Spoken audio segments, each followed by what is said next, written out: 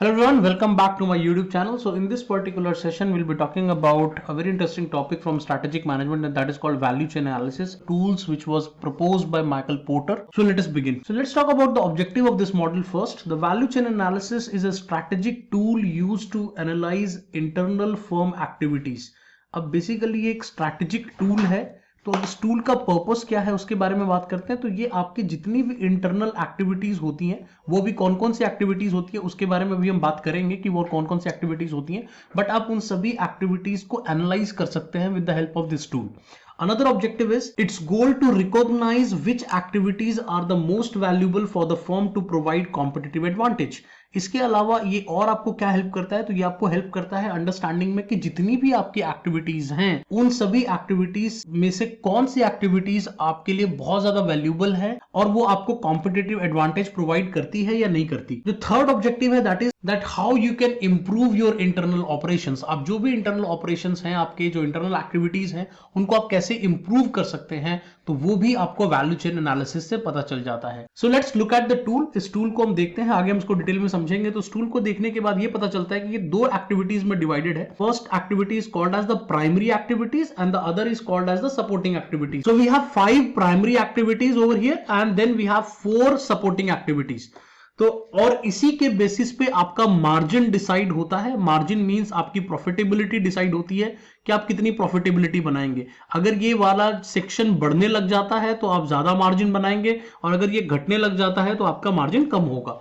तो इन supporting activities और primary activities के ऊपर ही आपका मार्जिन डिपेंड करता है एज पर दिस मॉडल और as per this tool. So let's begin with the primary activities first. तो प्राइमरी एक्टिविटीज क्या होती है पहले उसके बारे में बात कर लेते हैं। तो which has directly concern with creating and delivering the product. तो कोई भी कंपनी जो भी प्रोडक्ट बनाती है या कोई भी सर्विस बनाती है, तो उस प्रोडक्ट और सर्विस में जिन एक्टिविटीज का डायरेक्ट रोल होता है उसको हम प्राइमरी एक्टिविटीज कहते हैं। एज पर दिस टूल ऐसी 5 एक्टिविटीज होती हैं। The first one is called inbound logistics, second is operations, third is outbound logistics, fourth one is marketing and sales and the fifth one is services. तो ऐसी 5 ये 5 ऐसे primary activities हैं जो आपके प्रोडक्ट को डायरेक्टली क्रिएट करने में और डिलीवर करने में डायरेक्टली रोल प्ले करती है।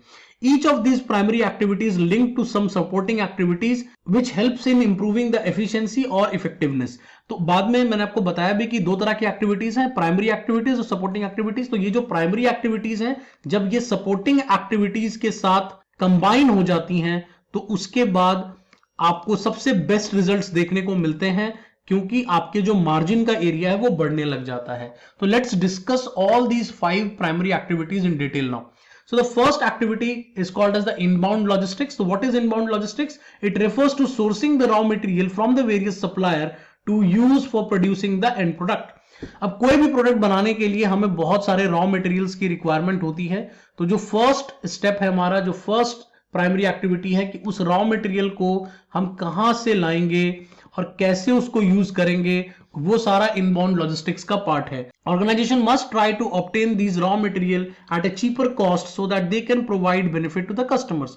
अब ऑर्गेनाइजेशन के लिए जो सबसे इंपॉर्टेंट यहाँ पे टास्क होता है वो ये होता है कि वो इसको कितने सस्ते में कर पाती है, कितना आपको एक हाई क्वालिटी रॉ मटेरियल चाहिए, एक at a very affordable price और at a very cheaper price. और अब इसी पर्टिकुलर प्राइमरी एक्टिविटी को सपोर्टिंग एक्टिविटी भी सपोर्ट करती है, जिसको हम प्रोक्योरमेंट कहते हैं, जिसको हम आगे पढ़ेंगे। If the input is good the output is mostly like to be almost good. Obvious सी बात है, जैसा इनपुट होता है वैसा आउटपुट होता है। तो अगर आपने इनपुट अच्छा कर दिया, अच्छा रॉ मटेरियल यूज किया, तो ऑब्वियसली आपका जो आउटपुट होगा वो भी काफी अच्छा होगा।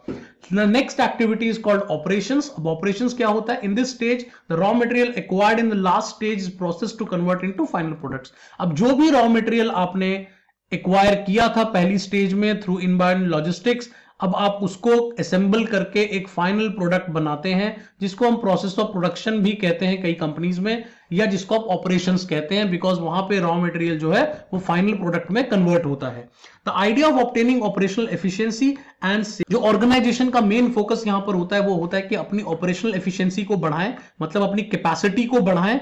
और उस कैपेसिटी को कैसे बढ़ाना है? Without having a lot of wastage. तो आपको बहुत ज्यादा वेस्टेज नहीं करना, वेस्टेज को बचाते हुए अपने ऑपरेशनल एफिशिएंसी को बढ़ाना है, मतलब अपने रिसोर्सेज को बहुत सही तरीके से यूज करना है। रिसोर्सेज का मतलब money, man power and material. तो तीनों चीजों को आपको सही ढंग से यूज करना है in the activity number 2। Let's come to the third activity and that is called outbound logistics. So once the product has been manufactured and they are ready to be distributed through distribution centre, wholesaler and retailer. तो outbound logistics में क्या करते हैं कि पहले वाले stage पे first activity में आपने रॉ मटेरियल प्रोक्योर किया, फिर उससे आपने फाइनल प्रोडक्ट बना लिया। अब जो आपका फाइनल प्रोडक्ट रेडी है उसको आप डिस्ट्रीब्यूट करोगे सो दैट कि कस्टमर उसको बाय कर पाए। So it is very important कि आपका आउटबाउंड लॉजिस्टिक काफी अच्छा हो, बिकॉज आप जितना ज्यादा कस्टमर के रीच में पहुंच पाएंगे उतना ज्यादा आपके प्रोडक्ट के बिकने के चांसेस बढ़ते हैं। Distribution of finish good is known as outbound logistics. तो जैसा मैंने आपको बताया कि this is all about outbound logistic, आप डिस्ट्रीब्यूशन कैसे करते हैं उसी को हम आउटबाउंड लॉजिस्टिक्स कहते हैं। It's time to decide the right channel members, channel type and channel levels. अब यहां पर आपको 3 मेजर डिसीजंस लेने होते हैं। तो पहला डिसीजन होता है कि कौन से चैनल मेंबर होंगे। चैनल मेंबर मतलब कौन से लोग डिस्ट्रीब्यूटर होंगे, कौन से होलसेलर होंगे, कौन से रिटेलर होंगे, आपको यह डिसाइड करना है। फिर आपको चैनल का टाइप डिसाइड करना है कि आप एक्सक्लूसिवली अपने शोरूम से बेचोगे या फिर आप सिलेक्टिव डिस्ट्रीब्यूशन करोगे, कुछ लोगों को अपना प्रोडक्ट दोगे, या फिर आप मास मार्केटिंग करने के लिए आप इंटेंसिव डिस्ट्रीब्यूशन करोगे। तो वो भी एक बहुत इंपॉर्टेंट डिसीजन है। And then your channel levels. Channel level मतलब आपका 3 लेवल होगा या 2 लेवल होगा या 1 लेवल होगा। किस तरीके से हम इसको प्रोडक्ट को पहुंचाएंगे। फॉर एग्जांपल आप अमेजन को देख लें तो अमेजन 1 लेवल मॉडल को फॉलो करता है। 1 लेवल मॉडल का मतलब है कस्टमर अमेजन की वेबसाइट से ऑर्डर प्लेस करता है, अमेजन किसी रिटेलर या किसी होलसेलर के थ्रू आपको प्रोडक्ट को डिलीवर करा देता है। तो यहां पर एक मैन्युफैक्चरर है जिसने वो प्रोडक्ट बनाया है, एक अमेजन हो गया जिसने आपके प्रोडक्ट को लिस्ट किया हुआ है, और एक कस्टमर हो गया। तो बीच में चूंकि एक लेवल आ रहा है तो वो एक लेवल, इसलिए इसको 1 लेवल मॉडल कहते हैं। तो इसी वजह से आपको लेवल्स भी डिसाइड करना है, आपको मेंबर्स भी डिसाइड करने हैं और आपको टाइप भी डिसाइड करना है in this outbound logistic act. Let's moving on to the fourth one and that is called marketing and sales. Marketing must make sure that the product is targeted towards the correct consumer group. अब जो भी product आपने बनाया है उस product की customer need को समझें और कस्टमर नीड के हिसाब से उस प्रोडक्ट को कस्टमर को बेचने की कोशिश करें। Organisation must establish the right marketing mix for the product. Marketing mix में 4 पीस आते हैं, that is called product, price, place and promotion. तो इन चारों ही टूल्स को प्रॉपरली यूज करें सो दैट कि आप कस्टमर तक प्रोडक्ट को एफिशिएंटली बेच सकें। And in this stage competitive advantage must be communicated to the customer. अब जो भी आपका कॉम्पिटिटिव एडवांटेज है, मान लीजिए आपके प्रोडक्ट की लाइफ लॉन्ग ड्यूरेबिलिटी आपका एक बहुत बड़ा यूएसपी है, या आप गारंटी वारंटी बहुत अच्छा देते हैं, आपकी आफ्टर सेल सर्विसेज बहुत अच्छी हैं, आपकी फ्यूल एफिशिएंसी बहुत अच्छी है, आपके जो प्रोडक्ट का स्टाइल है वो बहुत अच्छा है। तो जो भी आपकी यूएसपी है या कॉम्पिटिटिव एडवांटेज है उसको आप कस्टमर को बताएं, ताकि कस्टमर जब उस प्रोडक्ट को खरीद रहा हो तो उसको पता हो कि वो एग्जैक्टली किस चीज के लिए इतने पैसे दे रहा है। And the fifth activity is called the services. तो what is services? After the sale of the product or service, organization must ensure that the customer gets all the support services. अब सिर्फ प्रोडक्ट को बेच देना ही and नहीं होता किसी भी प्रोसेस का, आपको सपोर्ट सर्विसेज भी देनी पड़ेगी। अगर सपोर्ट सर्विसेज आपके अच्छे नहीं होंगे तो अभी तक आपने जो भी किया है वो सब बेकार हो जाएगा, बिकॉज आपका वर्ड ऑफ माउथ जो होगा वो कहीं ना कहीं खराब हो जाएगा। So this may come in the form of sale services. सबसे पहले आफ्टर सेल सर्विसेज प्रोवाइड करें, गारंटी दें, वारंटी दें कस्टमर्स को, एक ट्रस्ट जनरेट करें कस्टमर के माइंड में, सो दैट कि जितना ट्रस्ट उसका बढ़ेगा उतना रिपीट परचेज और उतना रिकमेंडेशन आपको मार्केट में देखने को मिलेगा। So out of these primary activities any one or the combination of them can provide competitive advantage to the firm. तो आपके मार्जिन को इनमें से कोई भी एक एक्टिविटी उसको ड्राइव कर सकती है, या फिर इसका कॉम्बिनेशन जो सबसे बेस्ट माना जाता है कि आपकी पांचों प्राइमरी एक्टिविटीज काफी अच्छी है। That is why you are one of those companies who has a good margin, good profitability as well as competitive advantage. Let's talk about the supporting activities now. तो प्राइमरी एक्टिविटीज में 5 थे, वो हमने सब discuss कर लिए। अब हम सपोर्टिंग एक्टिविटीज के बारे में बात करेंगे। Supporting activities assist the primary activities in helping the organisation achieving the competitive. तो मैंने आपको पहले भी कहा था कि प्राइमरी अकेले से काम नहीं बनेगा, प्राइमरी के साथ आपको सपोर्टिंग एक्टिविटीज का भी रोल होता है। अब वो कौन सी 4 एक्टिविटीज होती हैं? The first one is called procurement, second is human resource management, third is technology and development, that is called research and development, and fourth is the infrastructure. तो इन चारों चीजों के बारे में हम डिटेल में बात करेंगे। The first one is called procurement. अब procurement क्या होता है? The department must source raw material for the business to obtain the best price to do so. अब जब inbound logistics हम पढ़ रहे थे तो मैंने आपसे कहा था कि अगर आपको रॉ रॉ मटेरियल चाहिए तो वो रॉ मटेरियल आपको प्रोक्योरमेंट डिपार्टमेंट लाके देगा। तो आपका एक सपोर्टिंग सर्विस है जो आपकी प्राइमरी एक्टिविटी में काफी इंपॉर्टेंट रोल प्ले करता है। अगर आपका प्रोक्योरमेंट डिपार्टमेंट उतना अच्छा नहीं है तो आपका इनबाउंड लॉजिस्टिक्स भी अच्छा नहीं होगा। And the challenge for procurement is to obtain the best possible quality available from the market at the best possible price. सबसे बड़ा चैलेंज क्या है कि आपको क्वालिटी भी अच्छी चाहिए और प्राइस भी आपको कम पे करना है, and that is what the real challenge is. तो प्रोक्योरमेंट एक बहुत इंपॉर्टेंट सपोर्टिंग एक्टिविटी है क्योंकि उसके बिना आपकी प्राइमरी एक्टिविटी इनबाउंड लॉजिस्टिक्स बहुत ज्यादा इन्फ्लुएंस हो जाती है। Second is the human resource management. This department helps you in recruiting, training and developing the correct people for the organization to be successful।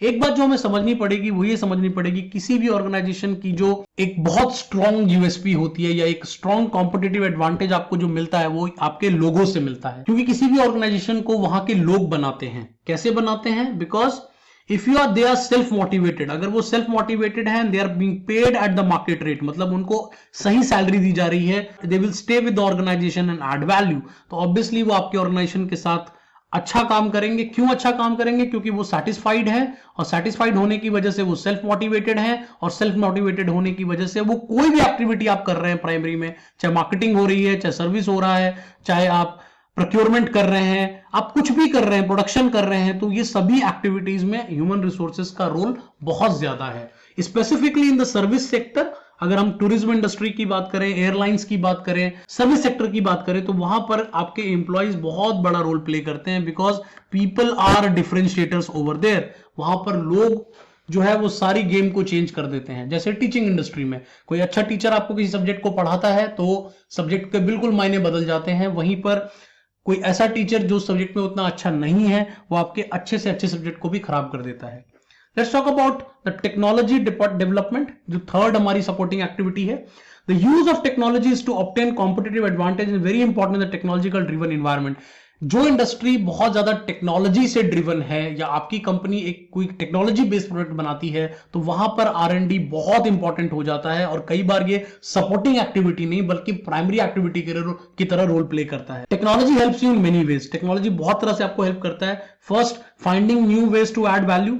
आप किस तरह से अपने वैल्यू को बढ़ा सकते हैं in terms of your efficiency, in terms of your effectiveness, in terms of operational efficiency, in terms of your services, वो सब आपको R&D बता सकता है। इसके अलावा रिसर्च एंड डेवलपमेंट आप करते हैं टू डेवलप न्यू प्रोडक्ट्स, जिससे कि आपको आपका प्रोडक्ट का लाइन बढ़ता है, प्रोडक्ट का डेप्थ बढ़ता है, जो आपकी कंपनी का कहीं ना कहीं पोर्टफोलियो को बढ़ाने में हेल्प करता है। But again, why Porter mention this as a supporting activity? Because आपको यहां पर बहुत ज्यादा इन्वेस्टमेंट करनी पड़ती है, और हमेशा आपकी इन्वेस्टमेंट रिजल्ट दे वो जरूरी नहीं होता, क्योंकि कई बार आप कोई टेक्नोलॉजी बनाने की कोशिश करते हो बट वो कामयाब नहीं हो पाती, तो आपके पैसे खराब भी होते हैं, and that is why this was not taken as primary activity.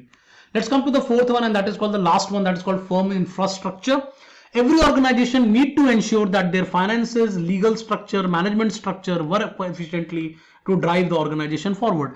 अब आपके जो फाइनेंशियल स्ट्रक्चर है, जो आपने पैसा लगा रखा है डिफरेंट सेक्टर्स में, अपने कंपनी के डिफरेंट एक्टिविटीज में, वो सही तरीके से होना चाहिए। आपका लीगल स्ट्रक्चर अच्छा होना चाहिए, आपके मैनेजमेंट की हिरार्की अच्छी होनी चाहिए। अगर ये सब चीजें एक साथ आ जाती हैं तो एक बहुत कोहेसिवनेस नजर आता है, जो ऑर्गेनाइजेशन को आगे बढ़ाने में हेल्प करता है। Inefficient infrastructure waste resources and could affect the firm reputation, even leave you open to fines and sanctions। जो एक और इंपॉर्टेंट पॉइंट यहां पर वो ये है कि जो अगर आपका इंफ्रास्ट्रक्चर उतना अच्छा नहीं है तो एक तो आपके रिसोर्सेज बहुत वेस्ट होंगे, आपकी रेप्यूटेशन खराब होगी, और कस्टमर आपको दोबारा मौका शायद मार्केट में ना दे। तो ये बात हमें समझनी पड़ेगी that in a competitive environment customer is the king, and if you want to rule into any particular industry you must work on your primary activities also as well as your supporting activities also. So this was all about value chain analysis. Thanks for watching. Subscribe कर लेना, like कर लेना, share कर लेना। I hope you will enjoy this session. We will be meeting in the next lecture very soon.